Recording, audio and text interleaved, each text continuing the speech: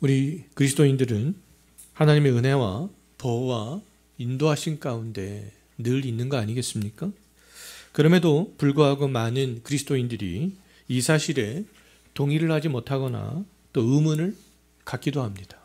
왜냐하면 일상 속에서 고난과 또 여러 가지 현실의 문제에 직면하고 내가 원하는 삶의 결과가 잘 나오지 않기 때문에 이제 그런 생각들을 하게 되는 것이죠.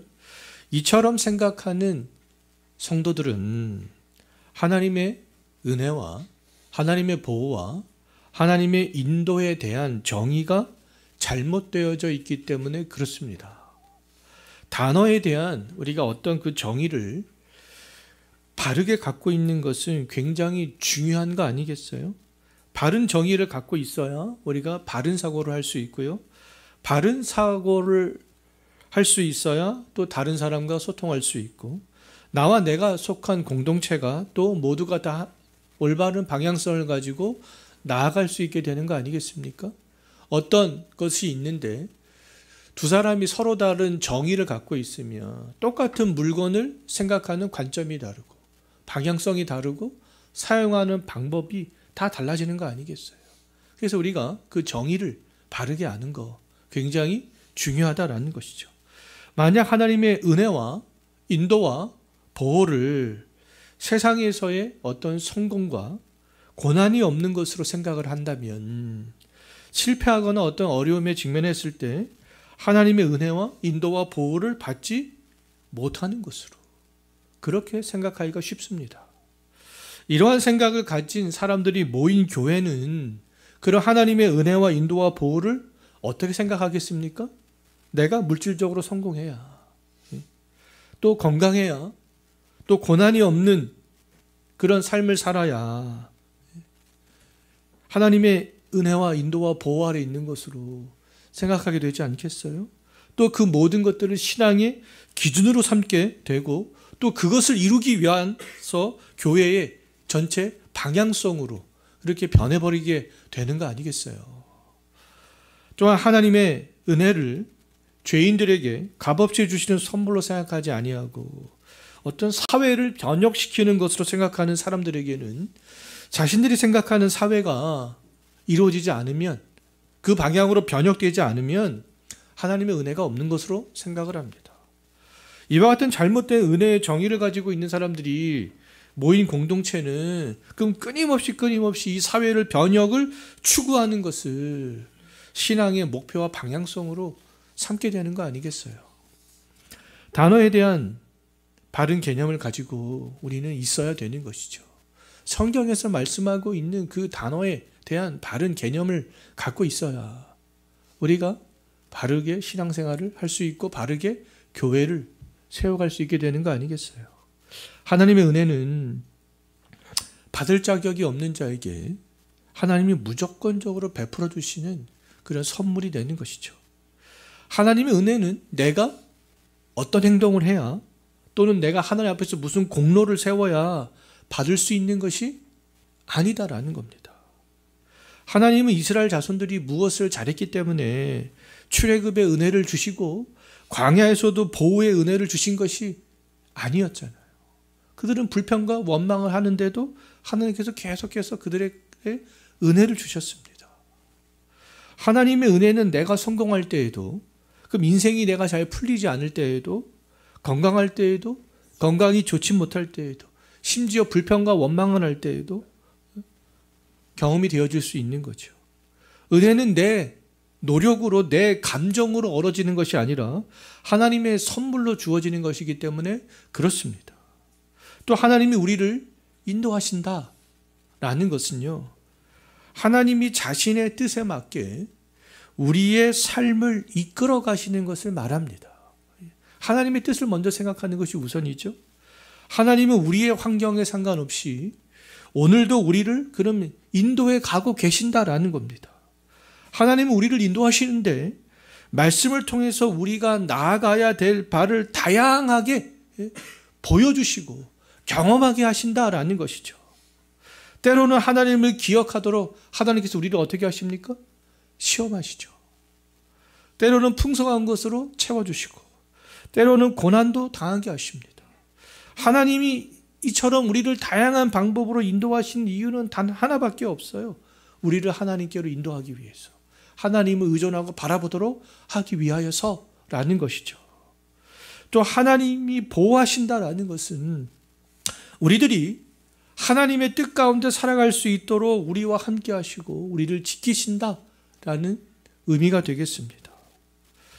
자, 그래서 하나님이 우리를 보호하셔라고 생각할 때 고난이 없어지고 역경이 없어지는 것으로 생각해서는 안 된다라는 겁니다.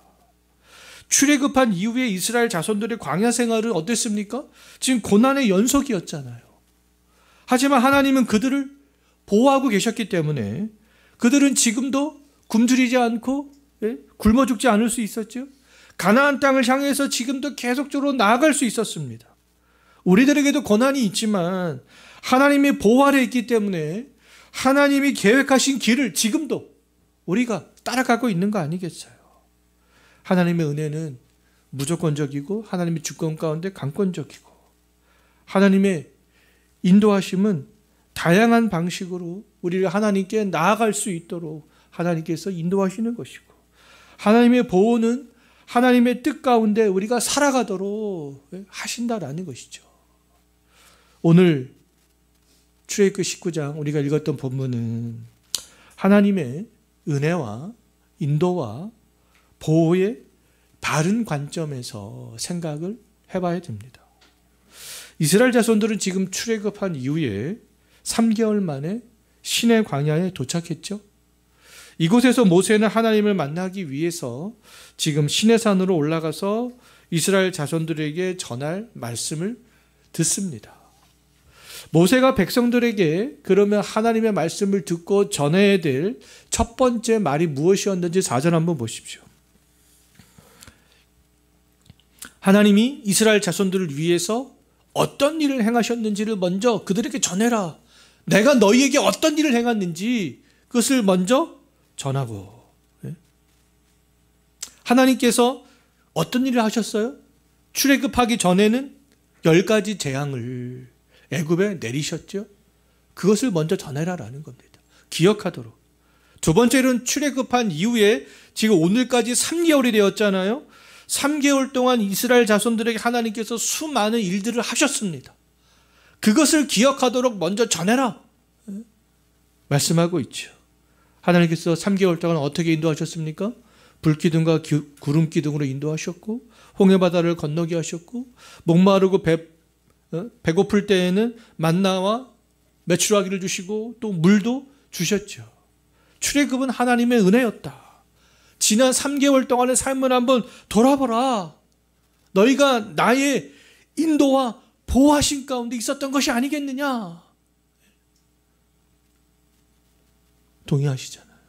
근데 제가 잘못된 하나님의 은혜와 인도와 보호의 개념을 갖고 있다면 출애굽하기 전부터 지금까지 사람들은 내가 하나님의 은혜 가운데 있는가? 인도와 보호 가운데 있는가? 퀘션 마크를 달 수밖에 없습니다. 이것이 오늘날 많은 그리스도인들의 현실이라는 거죠. 애굽에서부터 지금까지 이스라엘 자손들은 다양한 삶의 환경에 직면했지만 4절 다시 한번 보십시오. 하나님께서 그들을 어떻게 인도하셨다고 말씀하고 있어요? 하나님은 독수리 날개로 내가 너희를 업어 인도했다. 이렇게 말씀하고 있죠. 이것은 비유적 표현입니다. 하나님이 애굽에서부터 지금까지 여러 위험 속에서도 그럼 이스라엘 자손들을 강력하고도 안전하고도 그렇게 인도하시고 보호해 오셨다라는 것이죠. 독수리는요, 새끼를 안전하게만 그렇게 양육하지 않는다고 합니다. 처음에는 안전하게 보호하지만 새끼가 어느 정도 자라게 되면요, 이 비행 훈련들을 시키기 위하여서 둥지를 불편하게 만든다고 해요. 둥지를 불편하게 만들어서 새끼가 자발적으로 둥지 밖으로 나오도록 한다고 합니다. 그래서 새끼가 이제 처음으로 둥지 밖으로 나와서 날개짓을 하면 땅으로 곤두박질을 칠 수밖에 없잖아요. 그때 어미는 날개로 그 새끼를 받아서 다시 둥지 위로 올려놓는다고 합니다. 어미 독수리는 이러한 과정들을 계속 반복적으로 하면서 새끼가 스스로 날아갈 수 있도록 그렇게 훈련을 시킨다고 합니다. 하나님은 이스라엘 자손들뿐만 아니라 오늘날 우리도 이와 같이 훈련을 시키시는 아버지 되신다라는 겁니다. 이스라엘에게 출애굽의 은혜를 주시고 인도하시는 하나님은 우리에게도 구원의 은혜를 주시고 보호하시고 인도하시는데 어떻게 하신다라는 겁니까? 온실 속의 화소처럼 이렇게 하지 않는다라는 것이죠. 독수리가 새끼를 양육하듯이 그렇게 훈련을 시킨다라는 겁니다. 지난 3개월 동안 하나님께서 그렇게 인도해 오셨다라는 것이죠. 하나님이 애굽에서 10가지 재앙 중 첫 번째부터 세 번째 재앙까지는 이스라엘 자손들도 경험하게 했지만 네 번째 재앙부터는 이스라엘을 보호하셨죠. 출애굽 후에는 블레셋과의 전쟁을 피하도록 홍해 광야길로 인도하셨고 홍해바다 앞에서는 애굽 군대를 몰살시켰지만 또 아말렉과는 전쟁을 하도록 했습니다. 하나님은 광야에서 구름기둥과 불기둥으로 인도하시고 반석에서 나오는 물을 주시고 만나와 메추라기를 주셨지만 때로는 어때요? 목마른 가운데, 배고픔 가운데 있도록 했습니다. 모세의 장인 이드로의 제안으로 천부장, 백부장, 50부장, 10부장이 세워졌지만 그 전까지는 모세가 기력이 다할 정도로 혼자서 모든 행정과 재판을 다 책임을 져야 했죠. 그럼에도 불구하고 애굽에서부터 지금까지 이스라엘 백성들이 생존을 하면서 광야길을 걸어올 수 있었던 것은 하나님께서 독수리 날개로 업어 그들을 인도하셨기 때문에 그렇다라는 겁니다. 그 가운데 하나님의 은혜와 인도와 보호하심이 있었죠. 독수리 날개처럼. 하나님이 우리를 언제나 성공과 건강과 평안한 가운데서만 인도한다면 우리는 절대로 하나님을 바라보지도 의존하지도 않을 것입니다. 지금도 하나님은 우리의 삶 속에서 깊이 개입하고 계시죠. 하나님은 지금도 독수리가 새끼를 양육하듯이 우리를 업어서 인도하고 계시는 거 아니겠어요? 그럼에도 우리의 삶에는 여전히 고난과 갈등이 있습니다. 광야에서 3개월 동안 여러 가지 어려움에 직면했던 이스라엘 백성들처럼 때때로 우리는 이스라엘 자손들이 10가지 재앙 중 일부를 경험하였던 것처럼 아말렉과 전투를 해야 했던 것처럼 며칠 동안 마실 물을 구하지 못해서 마시지 못했던 것처럼 먹을 것이 없어서 굶주렸던 것처럼 이스라엘 자손들 간에 수많은 문제가 발생하여서 모세가 하루 종일 재판을 해야만 했던 것처럼 우리들도 이렇게 수많은 어려움과 문제에 직면하게 된다는 거죠. 그러나 지금도 우리는 독수리 날개로 업어 인도하시는 하나님의 그 은혜와 보호를 여전히 경험하고 있다는 겁니다. 출애굽한 이스라엘이 하나님이 약속한 가나안으로 지금도 나아가고 있잖아요. 그것이 하나님의 인도와 은혜와 보호 아래 있다는 증거가 되는 거 아니겠어요? 마찬가지로 여기 있는 우리들도 하나님이 인도하시는 그 십자가의 길을 걸어가고 있는 것이 증거가 되겠습니다. 믿음의 길에서 이탈하지 않고 있는 것이 증거가 되는 것이죠. 천국을 지금도 소망하는 삶을 살아가고 있는 것이 증거가 되는 거 아니겠어요? 하나님이 하나님의 은혜 아래 있는 우리들을 지금도 독수리 날개로 업어 인도와 보호하시기 때문에 우리가 믿음의 길을 오늘도 걸어가고 있는 것이다 라는 겁니다. 독수리가 새끼를 양육하듯이 하나님이 자기 백성을 은혜와 보호 속에서 인도하시는 이유는 단 하나밖에 없죠. 언약 백성이기 때문에 언약 백성이 하나님을 바라보도록 하기 위하여서 그 이유 단 하나밖에 없습니다. 하나님은 아담의 후손들과 아담의 후손들 중에서도 아브라함의 후손인 이스라엘 자손들과 언약을 맺잖아요. 이제 출애굽기 19장부터 24장까지는 이스라엘 자손들이 시내산에서 하나님과 언약을 체결하는 그런 내용이 되겠습니다. 하나님은 언약을 맺기 전에 언약을 맺으려 하는 이스라엘 자손들에게 하나님이 어떤 일을 행하셨는지를 먼저 기억하도록 했죠. 내가 너희에게 애굽에서 어떤 일을 행했느냐, 지난 3개월 동안 내가 너희에게 어떤 일을 행했느냐, 그것을 먼저 기억하게 했습니다. 그래서 하나님이 행하신 일을 가장 잘 기억하도록 하기 위하여서 내가 너희를 독수리 날개로 업어서 인도하였다 말씀하셨던 것이죠. 하나님께서 그들에게 은혜와 인도와 보호하셨다라는 것들을 이 한 문장으로 하나님께서 딱 축약을 해주고 있는 거 아니겠어요? 하나님께서 우리를 어떻게 인도하셨지? 어떤 은혜를 주셨지? 어떻게 보호하셨지? 독수리 날개로 업어서 지금까지 우리를 인도하셨구나. 한 문장으로 하나님께서 기억하도록 그렇게 하셨던 것이죠. 예수 그리스도의 믿음 아래에 있는 우리들도 아브라함의 영적 후손들이 되는 거 아니겠어요? 우리들도 그 하나님의 언약 백성이 되는 거 아니겠습니까? 하나님은 언약 백성인 우리들을 오늘도 독수리 날개로 업어 인도하고 계시는 거 아니겠어요? 많은 성도들이 근데 신앙생활을 한 지가 오래되었음에도 불구하고 언약이라는 단어를 한 번도 들어보지 못한 성도들이 너무 많습니다. 우리 교회 성도님들 그렇지 않겠지만 주변에 있는 다른 교회에서 신앙생활을 하고 있는 분들에게 한번 물어보십시오. 언약이라는 단어를 들어봤냐, 교회에서. 참, 언약이라는 단어를 들어보지 못한 채 들어봤어도 기억하지도 못한다면 그렇게 신앙생활을 하는 것은요, 찐빵을 오랫동안 내가 수십 년 먹어왔지만 안과가 없는 찐빵을 먹어온 것과 똑같습니다. 핵심이 빠진 그냥 밀가루만 먹었던 거죠. 아담의 후손인 모든 인류는 타락한 존재가 되는 거 아니겠어요? 타락한 인간은 하나님을 임의대로 알 수가 없습니다. 자기 생각대로 자기 경험으로 알 수 없는 거 아니겠어요? 인간은 전적으로 타락했고 전적으로 무능력하기 때문에 그렇습니다. 그럼에도 하나님은 타락한 인간과 관계를 끊지 않으시고 관계하기로 하시죠. 하나님이 몇몇 사람과 관계를 맺으시는 이유는 하나님과 언약 관계를 맺는 그 사람들을 통하여서 하나님의 영광을 드러내기를 원하시기 때문에 그렇습니다. 언약 관계를 맺은 그 사람들은 하나님의 영광을 드러내는 통로가 되는 것이죠. 창세기부터 제가 반복적으로 말씀을 드렸듯이 하나님은 아담이 타락한 직후에 장차 여자의 후손을 통해서 사탄의 세력을 멸하고 구원할 것을 약속하셨습니다. 또 아브라함을 갈대아 우르에서 부르신 이후에는 그 아브라함에게 언약을 맺으면서 하나님께서 4가지를 약속하셨죠. 후손에 대한 약속, 땅에 대한 약속, 하나님께서 함께 하실 거라는 그런 약속, 또 열방을 구원하시겠다. 아브라함을 통하여서 그런 약속을 하셨습니다. 하나님의 이 언약 백성인 이스라엘 자손들은 이 언약을 이루기 위하여서 지금 출애굽을 한 것이고요. 가나안 땅을 향해서 나아가고 있는 것이죠. 언약을 이루는 지금 과정 가운데 있는 거 아니겠어요?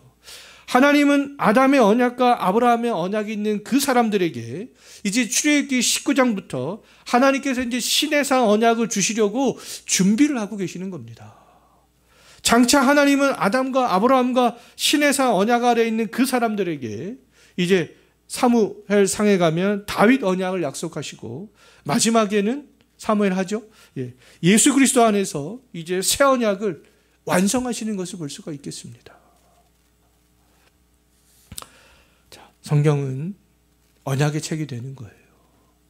구약에서 하나님은 아담과 아브라함과 시내산 다윗의 언약 아래에 있는 백성들에게 은혜를 주시고 인도와 보호를 약속하셨습니다. 그 언약 아래에 있는 백성들에게. 신약에서 하나님은 구약의 언약을 모두 성취하시면서 이 땅에 오신 예수 그리스도 안에 있는 백성들에게 이제는 은혜와 인도와 보호를 약속하시는 거 아니겠어요? 다윗 언약 밖에 있는 사람에게, 시내산 언약 밖에 있는 사람에게, 아브라함 언약 밖에 있는 사람에게는 그런 약속을 하시지 않는 거 아니겠어요? 예수 그리스도 언약 밖에 있는 사람에게도 마찬가지가 되겠습니다.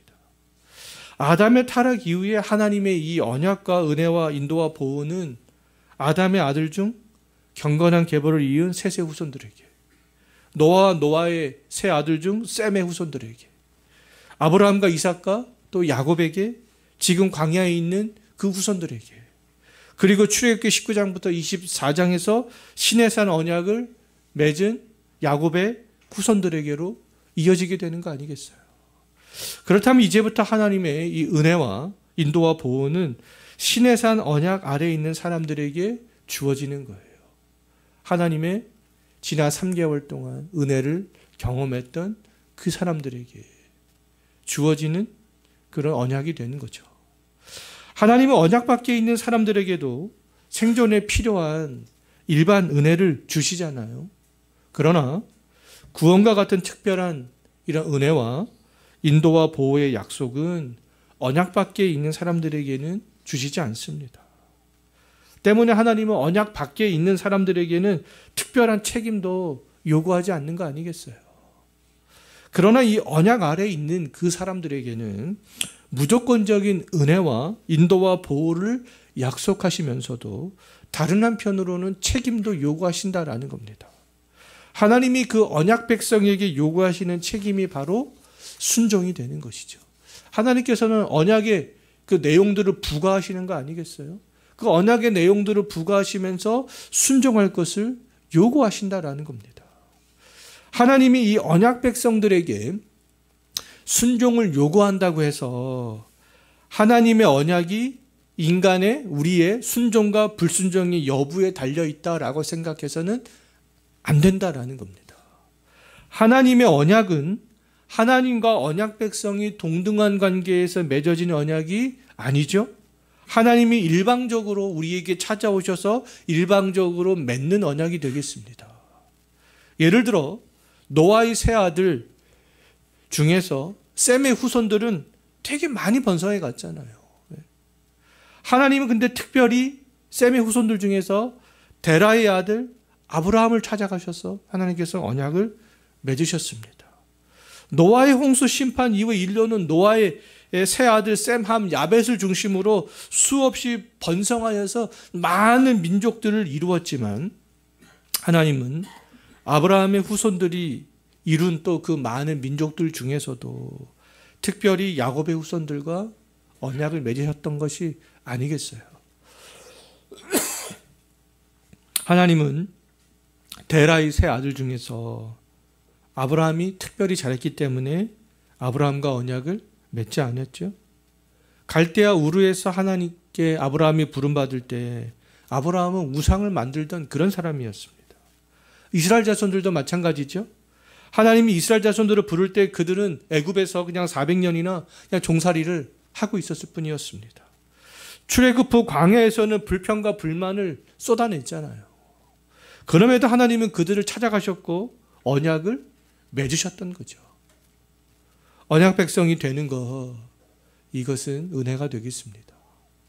아무런 조건이 없이 언약 백성이 근데 되는 것은 아니라고 말씀을 드렸잖아요. 조건은 언약을 부과하신 그 내용에 순종하는 거죠. 이때 하나님이 순종을 요구하는 것은요, 구원의 은혜와 인도와 보호를 하기 위한 조건이 아니다라는 겁니다. 순종할 때 구원이 보장되고 인도와 보호를 받고, 순종하지 않을 때에는 구원의 백성에서 이탈이 되고 하나님이 인도와 보호를 받지 못하게 되는 것이 아니다라는 겁니다. 지난 3개월 동안 이스라엘 백성들은 불평과 불만 가운데 있었잖아요. 시내산 언약을 체결한 이후에도 마찬가지입니다. 그럼에도 언약 백성으로서의 지위는 상실되지 않죠. 하나님은 이스라엘 자손들을 향한 인도와 보호를 중단하지 않습니다. 하나님이 순종을 요구하시는 이유는 하나님의 언약 아래에 있는 백성으로서 바로 언약의 복들을 누리도록 하기 위함이고요. 하나님의 언약의 백성이라는 것을 세상에 나타내도록 하기 위함이다라는 겁니다. 그렇다면 순종할 때 누리는 언약의 복이 뭔가? 그것에 대해서는 우리가 다음 주에 5절과 6절을 통하여서 좀 살펴보도록 하겠습니다. 원래는 오늘 다 5절과 6절까지 봐야 이게 내용이 이어지는 건데요. 그럼 설교가 또 너무 길어질 것 같아서 이거 다음 주로 넘겼습니다. 우리가 하나님께서 우리에게 언약의 그런 내용들을 부과하시는데 그것에 순종했을 때 우리가 받게 되는 유익들, 그것들이 있다라는 것이죠. 여기 있는 우리들이 언약의 백성이요, 구원의 백성이라는 사실은 변하지 않습니다. 하지만 언약의 백성들인 우리들이 순종할 때에 하나님이 주시는 그 풍성한 은혜들을 더 많이 누릴 수 있을 뿐만 아니라 하나님의 거룩한 백성으로서 더 확실하게 세상에 나타나게 되는 것이죠. 여기 있는 우리들이 하나님께서 부과하신 언약에 순종하면 순종할수록 그렇게 된다라는 겁니다. 이스라엘 자손들이 언약 백성이면서도 언약의 복을 잘 누리지 못합니다. 그 이유가 뭐라는 겁니까? 순종하지 않았기 때문에 그런 것이죠. 그럼에도 불구하고 언약 백성으로서의 지위는 취소되지 않습니다. 오늘날 교회도 마찬가지죠. 하나님의 언약 백성들이 모인 것이 이 교회이지만 언약의 복을 누리지 못하는 이유와 세상에서 이 교회가 하나님의 영광스러움들을 반사하지 못하는 이유는 뭐겠습니까? 뭐겠어요? 하나님께서 부과하신 그 언약의 그 내용들에 순종하지 않기 때문에 그렇습니다. 이것이 원인이에요, 원인. 그 원인을 다른 데서 찾아서는 해결책을 만들 수가 없는 것이죠. 언약의 백성들에게 하나님께서 언약을 부과하신 게 있습니다. 그것들에 순종하지 못하기 때문이라는 거예요. 오늘날 그렇다면 이 교회를 구성하는 여기 있는 우리들 언약의 백성들이 먼저 관심을 가져야 할 것은 우리가 무엇을 먼저 하는 것이 아니다. 교회가 이것도 하고 저것도 하고 무엇을 하고 그거 하는 것이 아니다라는 겁니다. 교회에 제가 있다 보면요, 교회로 전화가 옵니다. 우편물도 와요. 또 제 핸드폰으로도 많은 문자가 옵니다. 그것이 뭐냐면 교회가 무엇을 하기 위해서 다 홍보하는 거예요. 다 홍보물들이 옵니다. 홍보 전화가 와요. 홍보 문자가 옵니다. 여기 있는 우리들도 신앙생활을 잘하는 것을 무엇을 먼저 하는 것으로 생각해서는 안 된다라는 겁니다. 나중에 보면 아시겠지만 이스라엘 자손들은요, 최선을 다해서 성막을 만듭니다. 최선을 다해서 성막에 들어갈 성물도 다 만드는 것을 볼 수 있는데요. 그런데 다 소용없었습니다. 형식은 다 갖고 있었잖아요. 멋진 것들 다 가지고 있었습니다. 그런데 언약 백성으로서 그들이 먼저 집중해야 될 것에 집중하지 않았기 때문에 하나님께서 언약 백성들이 주시고자 하시는 언약의 유익한 복들을 누리지 못한 것이고 하나님의 영광이 그들을 통하여서 이 세상에 반사되지 못했던 거죠. 애굽에서부터 은혜를 주시는 하나님을 그들은 잊었습니다. 그리고 독수리 날개를 업어 인도하시고 보호하시는 하나님을 오해를 했죠. 또 언약에 순종하지 않았습니다. 자, 그렇기 때문에 언약 백성으로서 우리가 먼저 집중해야 될 것이 과연 무엇이겠느냐. 우리가 무엇을 또 하면서도 하나님께서 우리를 구원해 주신 그 은혜, 애굽에로부터 구원해 주신 이스라엘 백성들이라면 그 은혜, 지난 3개월 동안 하나님께서 은혜 주시고 인도하시고 보호하신 그 하나님의 그 섭리와 그 능력들을 생각하는 것이 우선이라는 겁니다. 자, 이제 말씀을 정리하고 마치겠는데요. 언약 백성들이 모인 이 교회가 먼저 관심을 가져야 될 것은 처음에도 말씀을 드렸듯이 성경에 있는 단어에 대한 바른 개념, 신앙에 대한 바른 개념을 갖는 겁니다. 바른 개념을 가져야 돼요. 하나님의 은혜와 인도와 보호에 대한 바른 개념에 먼저 집중하는 거죠. 그러면 하나님께서 우리를 지난 3개월 동안 인도하셨구나. 은혜 가운데 우리가 있구나. 하나님의 보호 가운데 있구나. 그것을 우리가 고백할 수 있게 되는 거 아니겠어요? 바른 개념에 집중할 때 나의 환경이나 세상의 가치 기준에 따라서 우리의 신앙이 흔들리지 않을 수 있습니다. 또한 내가 무엇을 하지 않아도, 유행하는 것을 이 교회가 따라가지 않아도 독수리 날개로 업어 인도하시는 하나님의 능력에 우리가 감사할 수 있고, 그 하나님을 끝까지 우리가 의존하면서 살게 되는 것이 아니겠어요? 하나님의 은혜와 인도와 보호는 고난이 없어지는 것도, 세상에서 성공하는 것도, 세상의 그 화려한 것을 따라가는 것도 아니다라는 겁니다.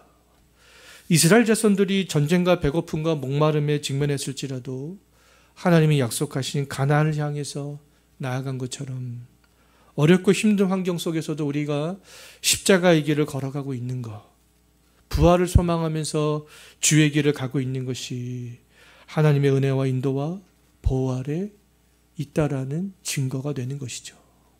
하나님은 여기 있는 우리들이 하나님의 은혜와 인도와 보호 아래서 살아가도록 언약 백성을 삼아주셨고요. 언약의 조건들을 주시면서 순종을 요구하신다라는 것들을 기억하면서 살아가는 이번 한 주가 되었으면 좋겠습니다. 기도하겠습니다.